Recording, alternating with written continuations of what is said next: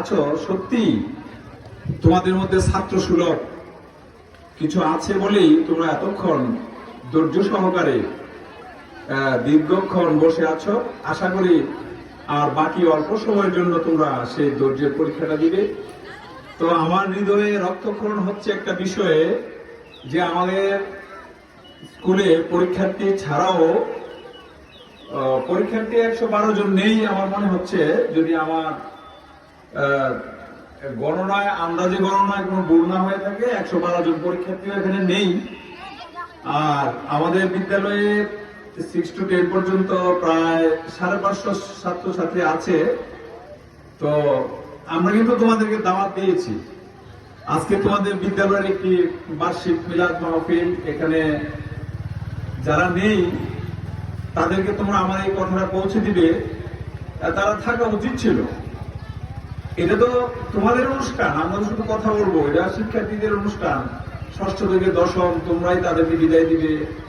এর আগামী বছর আবার এরকম চলবে। কিন্তু এখানে হাতে গোনা কয়েকজন শিক্ষার্থী মাত্র আছে, আর ছেলেরা তো নাই। প্রতি বছর এসএসসি ব্যাচকে বিদায় দেওয়া এই বাংলাদেশের বাঙালি সংস্কৃতির একটা বিষয়। আমরা আসলে সংস্কৃতি বলে যাচ্ছি, আমরা অপসংস্কৃতির দিকে ধাবিত হচ্ছি। বিদ্যালয়ের মিলাদ মাহফিল একটা বাঙালি জাতির সংস্কৃতি। আগে অনেক উৎসাহ উদ্দীপনায় মিলাদ হতো, কিন্তু এখন মানুষের কি হলো, ছোট থেকে বড় পর্যন্ত তারা এই ভালো কাজে উৎসাহ হারাচ্ছে। এটা উদ্যোগের বিষয়। তারা বাড়িতে বসে বসে হয়তো অপসংস্কৃতিতে লিপ্ত আছে, তারা ভুলেই গেছে যে আজকে স্কুলে আসতে হবে।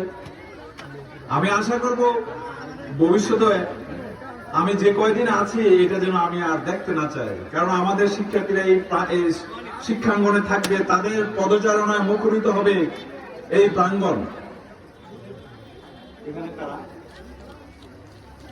মুখরিত থাকবে আমাদের বিদ্যালয় প্রাঙ্গণ, হই হুল্লোড় করবে, এটাই তো নিয়ম ছিল।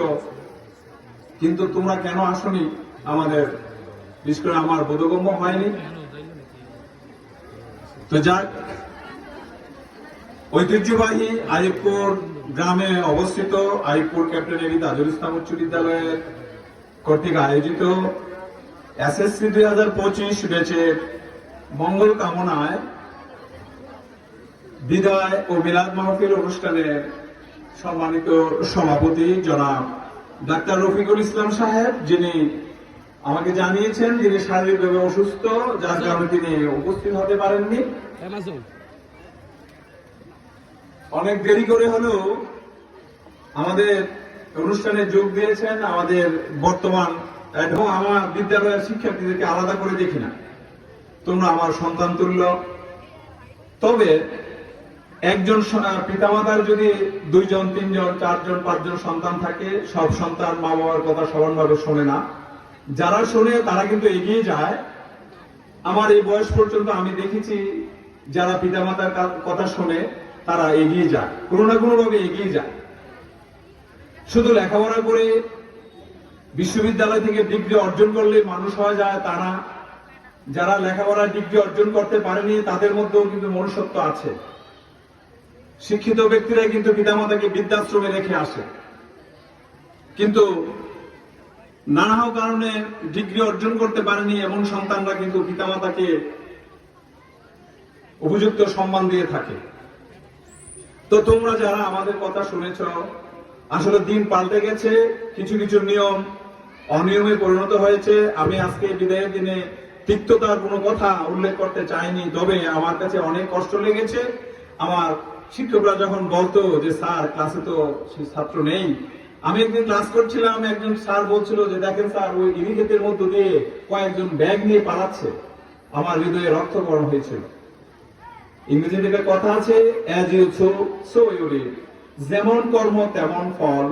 তোমরা কথাটি অনুভব করতে পারবে যখন পরীক্ষা হলে প্রশ্ন পেয়ে স্যার ক্লাসরুমে এই পড়াটা পড়িয়েছেন, কিন্তু তুমি সেটা বারবার অধ্যয়ন করার না কারণে, গুরুত্ব দেওয়ার না কারণে তুমি সেটি খাতায় লিখতে পারছো না। তখন এই অদম শিক্ষকের কথা তোমাদের নিশ্চয়ই মনে পড়বে, তখন আর কিছুই করার থাকবে না। যাক, ভাগ্যের লেখা আল্লাহ হাতে, কার ভাগ্যে কি আছে সেটা আল্লাহ জানে। আমরা তোমাদেরকে এখন আর উপদেশ দিয়ে তোমাদের লেখাপড়ার উন্নতি ঘটাতে পারবো না। একটু গ্রহণ করা হয়তো আমার এই কথাগুলো পূর্ণতা পাবে।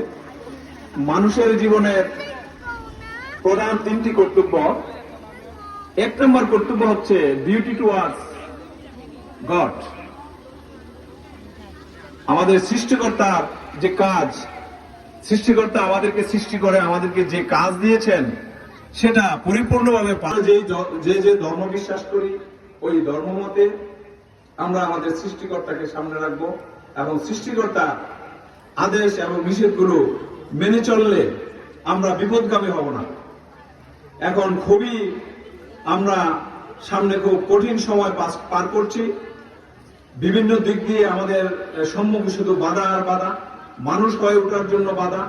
তো আমরা যদি আমাদের সৃষ্টিকর্তাকে স্মরণ করি এবং সৃষ্টিকর্তার বিধিবিধানগুলো মেনে চলি এবং এই বিধিবিধানগুলো মেনে চলার জন্য ধর্মীয় বই পুস্তক পড়তে হবে। তোমরা তোমাদের এই ব্যস্ততার সময়ের মধ্য থেকে বের করে তোমরা ডিউটি টুয়ার্ডস গড এই বাক্যটি তোমরা মনে রাখবে। সৃষ্টিকর্তাকে সময় দিবে এবং আদেশ উপদেশ তোমরা মেনে চলবে। এটা এই বিদায়ের দিনে তোমাদের প্রতি আমাদের আহ্বান থাকবে। মানুষের দ্বিতীয় কর্তব্য হচ্ছে ডিউটি টুয়ার্ডস প্যারেন্টস, পিতামাতার প্রতি কর্তব্য। তোমরা হয়তো দেখে থাকবে এই সামাজিক যোগাযোগের এই উন্নত সময়ে নানা প্রান্তে বিশ্বের, বাংলাদেশের আমাদের পিতামাতারা কত নিগৃহীত হচ্ছে, নিগৃহীত হচ্ছে। আমরা তাদেরকে কথা শুনছি না, কিন্তু এতে করে কিন্তু সৃষ্টিকর্তাও আমাদের কল্যাণ দিবে না। কারণ পিতামাতার দায়িত্ব কর্তব্যের মধ্যেই মানব জীবনের কল্যাণ নিহিত। এটা তোমরাও বুঝো, তোমরা এখন অনেক বড় হয়েছো, তারপর আমি আরেকবার স্মরণ করিয়ে দিলাম। মানুষের দায়িত্ব কর্তব্যের মধ্যে 3 নম্বর হচ্ছে ডিউটি টুয়ার্ডস ম্যানকাইন্ড, মানুষ মানুষের জন্য। তোমরা সমাজে একটা কথা শুনবে যে ভদ্রলোক। আসলে ভদ্রলোকের সংজ্ঞা অনেকেই দিতে পারে, অনেকেই রকম হতে পারে। আমি বলবো ভদ্রলোকের সংজ্ঞা হচ্ছে কোন মানুষ দ্বারা যদি মানবতা উপকৃত হয় তাহলে সে নিশ্চিতভাবে ভদ্রলোক। আমি বলবো আমরা এই মাঠে যে অনুষ্ঠান করছি, যে জমিগুলো যারা দান করে গেছেন, আমরা তাদের দ্বারা উপকৃত হয়েছে। তারা কোনো বিনিময় নেননি, তারা দান করে গেছেন, নিশ্চিতভাবে তারা ভদ্রলোক। তাদের মধ্যে কেউ আমাদের মাঝে জীবিত আছেন, কেউ আমাদের মাঝে নেই। আমরা নেই এবং আছে এই উভয় ধরনের দাতাদের জন্য, আমরা বিদ্যালয়ে জমি দাতাদের জন্য এবং বিভিন্ন কথাবার্তা কাজে দিয়েও বিদ্যালয়ে যারা উপকার করেছেন আমরা তাদেরকে আমি এই অনুষ্ঠানের মাধ্যমে স্মরণ করছি এবং এই বিধি আত্মার মাগফিরাত কামনা করছি। এবং যারা আল্লাহ যাদেরকে বাঁচিয়ে রেখেছেন তারাও যেন আরো দানের মাধ্যমে আরো ভদ্রলোক হতে পারেন, আমি সেই দোয়া করব, আহ্বান করব। তো আমি বেশি কথা বাড়াবো না। তো তোমরা এই বিদ্যালয়ে 5 বছর আগে হাঁটি পা করে এই বিদ্যালয়ে এসে ভর্তি হয়েছিলে। আজকে দেখতে দেখতে 5টি বছর অতিক্রান্ত হয়ে গেল। তো তোমরা উচ্চতর শিক্ষার জন্য এর চেয়ে ভালো কোনো বিদ্যালয়ে ভর্তি হবে, এর চেয়ে ভালো শিক্ষকের কাছে তোমরা লেখাপড়া করবে। সেদিন হয়তো আমাদের অপারগতা তোমরা বুঝে ফেলবে। আমরা তোমাদেরকে যেরকম পড়ানোর কথা ছিল পড়াতে পারিনি, যেরকম পরিবেশ দেওয়ার কথা ছিল দিতে পারিনি, যেরকম বেঞ্চ দেওয়ার কথা ছিল আমরা দিতে পারিনি। তোমরা বিরক্ত হয়েছ। তবে তোমাদের এই বিদ্যালয়ের মান সম্মান তোমাদের হাতে রইল। তোমরা যখন উচ্চতর কোনো সবচেয়ে ভালো বিদ্যালয়ে প্রতিষ্ঠানে গিয়ে ভর্তি হবে, তখন মনে হবে যে আসলে তো আমি একটা ভালো বিদ্যালয়ে পড়িনি। তখন তোমরা এই আমাদের অপারগতাগুলো লুকিয়ে রেখে আমাদের বিদ্যালয়ের সুনাম অক্ষুণ্ণ রাখার জন্য তোমরা চেষ্টা করবে। তোমরা পাশ করে গেলে এই বিদ্যালয়ের সাথে যোগাযোগ রাখবে, স্কুলে আসবে, স্যারদের পরামর্শ নেবে বাকি জীবনের জন্য। আর যারা তোমাদেরকে কষ্ট করে পড়িয়েছে, আমি আমার সহকারী শিক্ষকবৃন্দকে ধন্যবাদ জানাচ্ছি। যারা এই শীতকালীন ছুটিতেও আমি ছুটি দেইনি তোমাদের পড়াশোনার জন্য। আপনাদেরকে ধন্যবাদ জানাচ্ছি আপনারা এই সময় দেওয়ার জন্য। বাকি তোমাদেরকে আল্লাহ হাতে সুপর্দ করে দিলাম, যেন আল্লাহ তোমাদেরকে কামিয়াব করে সবাই হাসি মুখে পাশের খবর নিয়ে যেন দৌড়ে দৌড়ে বিদ্যালয়ে আবার আসতে পারো যে স্যার আমি পাস করেছি।